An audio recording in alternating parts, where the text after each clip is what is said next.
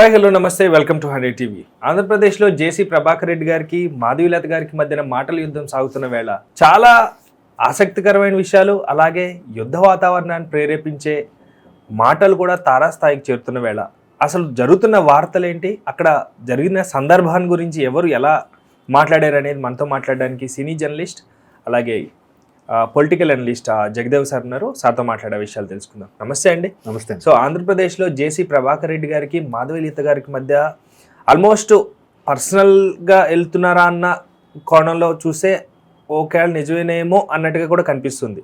అంత తారాస్థాయికి చేరిపోతున్న వాళ్ళ మాటల యుద్ధం అసలు ఎక్కడ స్టార్ట్ అయింది, ఎందుకు జరుగుతుంది, దాన్ని ఎలా చూడాలి సార్? మాధవీలత గారు తెలుగులో ఒక 4-5 సినిమాలకి హీరోయిన్గా పనిచేశారు. నాని గారితో ఒక సినిమా, తర్వాత ఏదో స్నేహితుడు సంథింగ్ అలాంటి అర్థం వచ్చే సినిమా ఒకటి, అది బాగానే ఆడింది. అయితే నచ్చావులే ఏదో సంథింగ్ అనుకుంటా, నచ్చావులే కదా. సో రవిబాబు గారు ఇంట్రడ్యూస్ చేశారు అనుకుంటా, రామోజీరావు గారి సినిమా.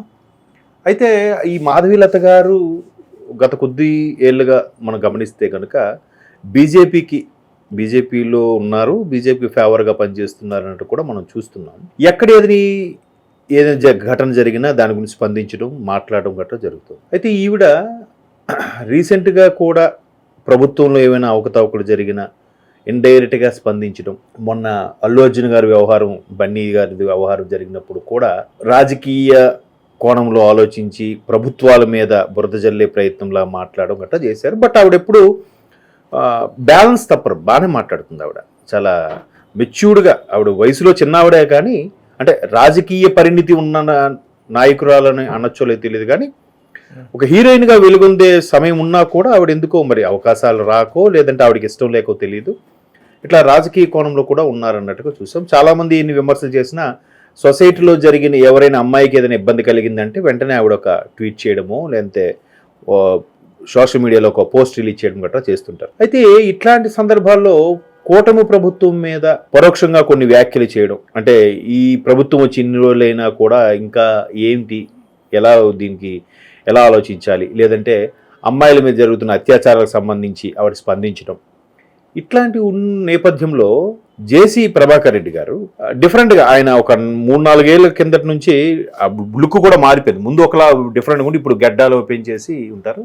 దట్ పక్కా తాడిపత్రి అనుకుంటా కదా, రాయలసీమ స్లాంగ్ ఉంటుంది. ఆయన ఇంతకుముందు పేర్ని నాని గారికి కూడా వాళ్ళ మిసెస్ కేసులో ఇరుక్కున్నప్పుడు కూడా ఆ రైస్ సంబంధించి గోడాములకు సంబంధించి ఇరుక్కున్నప్పుడు కూడా చాలా వ్యంగ్యంగా మాట్లాడారు. నీకు అసలు దమ్మే లేదు అని. అంటే ఒకప్పుడు వైసీపీ వాళ్ళు కొడాల నాని గారు లేదంటే ఇంకెవరు సమ్ XYZ వాళ్ళు ఎలాగైతే మాట్లాడేవారో ఈయన ఆ ధోరణిలో మాట్లాడారు. అయితే కూటమి ప్రభుత్వం మొదటి నుంచి కూడా అలాంటి వ్యాఖ్యలకి అలా చేసే వాళ్ళకి ఎప్పుడు సపోర్ట్ చేయదు కూడా. బట్ వాళ్ళకి ఫేవర్గా ఉండే నాయకుడు కాబట్టి, వాళ్ళ కూటమికి చెందిన నాయకుడు కాబట్టి ఎవరు ఏం అనట్లేదు. అయితే రీసెంట్గా మాధవీలత గారి మీద ఈయన ఒక వ్యాఖ్యలు చేయడం జరిగింది. దాంట్లో సెన్సార్ కట్, అంటే సినిమాలో అయితే సెన్సార్ కట్, మామూలుగా మన ఛానల్లో అయితే బీప్ సౌండ్ వేసుకుంటాం. బీప్ సౌండ్ పదాలతో కొన్ని పలకకూడని, ఒక ఆడబిడ్డకి అనకూడని పదజాలాలు కూడా వాడాడు. ఆయన వాడడంతో అసలు చాలామంది ఇదేంటిది ఇంత పచ్చిగా ఎలా మాట్లాడుతున్నారు అంటే, గతంలో మీరు సత్యనారాయణ అనే పేరు, బండా సత్యనారాయణ ఇతని పేరు గుర్తురావట్లేదు, ఆయనకున్న రోజా గారికి వ్యవహారం జరిగింది. రోజా గారు సినిమాల్లో ఎటువంటి క్యారెక్టర్ నాకు తెలుసని అనడం, పచ్చిగా తెలుగులోనే మాట్లాడేది వల్గర్గా చాలా. సో ఫిల్తీ లాంగ్వేజ్ అంటారు, ఐ థింక్ సో దాన్ని.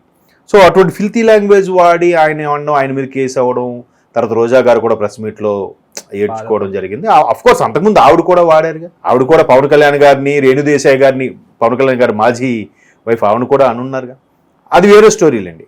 అయితే ఇప్పుడు మరలా జేసీ గారు ఇటువంటి వ్యాఖ్యలు చేయడం ఇప్పుడు దుమారం రేగుతుంది. డైరెక్ట్గా వాడారు. బట్ ఆవిడ కూడా అది విని కూడా, అది చూసి కూడా చాలా పద్ధతిగా రిప్లై ఇచ్చింది ఆవిడ. అంటే మీరు ఒక స్త్రీకి ఇచ్చే గౌరవం ఇదేనా? అంటే సినిమాల్లో చేసే వాళ్ళందరూ కూడా ఇలాగే ఉంటారని మీ అభిప్రాయమా? అలా అయితే మీ రాయలసీమ నుంచి ఎవరిని కూడా సినిమా పరిశ్రమకు అసలు పంపించకండి. మోరోవర్ ఆడవాళ్ళందరినీ అదే దృక్కోణంలో చూసే మీరు ఎంత గొప్పవాళ్ళో అది మీ విజ్ఞతకే వదిలేస్తున్నాను, మీ సంస్కారానికి విడిచిపెడుతున్నాను అన్నట్టుగా చాలా ఘాటుగానే స్పందిస్తూ చురకలు అంటించింది ఆవిడ. బట్ ఎక్కడ బ్యాలెన్స్ తప్పలేదు. అంటే ఎప్పుడైనా సరే ఒకళ్ళు అన్నారు కదా మనము దిగజారిపోతే వాళ్ళకి మనకి తేడా ఏముంది, అనే దాంట్లో చాలామంది అంటుంటారు. బట్ ఆవిడ చాలా పరిణితిగా మాట్లాడారు. ఆవిడ ఇప్పుడు గట్టిగా మాట్లాడితే ఆవిడ జేసీ గారి సర్వీస్ అంత వయసు ఉండదు ఈవిడికి. అంటే అంత అనుభవజ్ఞుడు, అంత సీనియర్ నాయకుడు అయ్యిండు కూడా ఆయన శృతి తప్పి మాట్లాడటము, ఈవిడ మళ్ళీ బ్యాలెన్స్గా దానికి రిప్లై ఇవ్వడము, కౌంటర్ చేయడం కూడా చాలా బాగా అనిపించింది నాకు. కరెక్టే కదా, అంటే వాళ్ళు ఏదో నోటికి వచ్చినట్టు మాట్లాడారని మనం మాట్లాడడం అలా చేయకూడదు. ఈవెన్ పవన్ కళ్యాణ్ గారు కూడా గత ప్రభుత్వ హయాంలో నోటికి వచ్చినట్టు మాట్లాడినా ఆయన ఒకటే అన్నాడు, మీరు మాట్లాడితే ఇంటి ఆడవాళ్ళ మీద, తల్లుల మీద, భార్యల మీద వెంటనే అటాక్ చేస్తారు, మాకు రాక, మాకు చేత కాక, లేదంటే మేము అనడానికి ఏమైనా టైం బయట మార్కెట్ కొని తెచ్చుకోవాలా, ఒక్క క్షణం మేము ఆలోచించకపోతే మీ భార్యలు, మీ తల్లుల పరిస్థితి, కానీ మేము వాళ్ళు చెయ్యమని చెప్పాడు. అది చేత కుక్క కాటుకు చెప్పు దెబ్బ అంటే. సో ఇక్కడ కూడా ఈయన చేసిన వ్యాఖ్యల్ని చాలామంది హర్షించట్లేదు. కూటమి పరంగా ఆయనకు సపోర్ట్ ఉన్నా కూడా ఈ పరంగా అంత వయసు గల వ్యక్తి ఆ విధంగా స్పందించడం సరైనది కాదని చాలామంది విమర్శిస్తున్నారు. అండ్ మోర్ ఓవర్ ఏ అంశం వచ్చినా కూడా ఇండస్ట్రీకి ఆపాదిస్తూ మాట్లాడుతున్నారు ప్రతి ఒక్కరు. అది చాలా తప్పు. అంటే ప్రతి ఒక్కరికి చెప్పేది అదే, ఇండస్ట్రీ అనేసరికి ఇదే కోణంలోనూ అందరూ అలా అనుకుంటే ప్రతి ఇండస్ట్రీలోనూ అవి ఉన్నాయి. ఇది క్లియర్. ఎవరు నమ్మినా నమ్మకపోయినా చాలా ఓపెన్ గా మొన్న పెద్ద పెద్ద హీరోయిన్లు కూడా ఓపెన్ గా చెప్పేస్తున్నారు కదండి. ఇండస్ట్రీలో హీరోయిన్లు కాస్టింగ్ కౌచ్ ఇది నుంచి మాట్లాడట్లేదు. ఇట్లాంటి కాస్టింగ్ కౌచ్, అమ్మాయిల హెరాస్మెంట్ గురయ్యడం అనేది ప్రతి స్ట్రీమ్లోను, ప్రతి ఇండస్ట్రీలోనూ ఉందంటున్నాను నేను. ఓకే, ఇప్పుడు మెడికల్ అది కూడా చాలా మంది చెప్తుంటారు, నర్సెస్ వాటిలో చాలా సఫర్ అవుతుంటారు.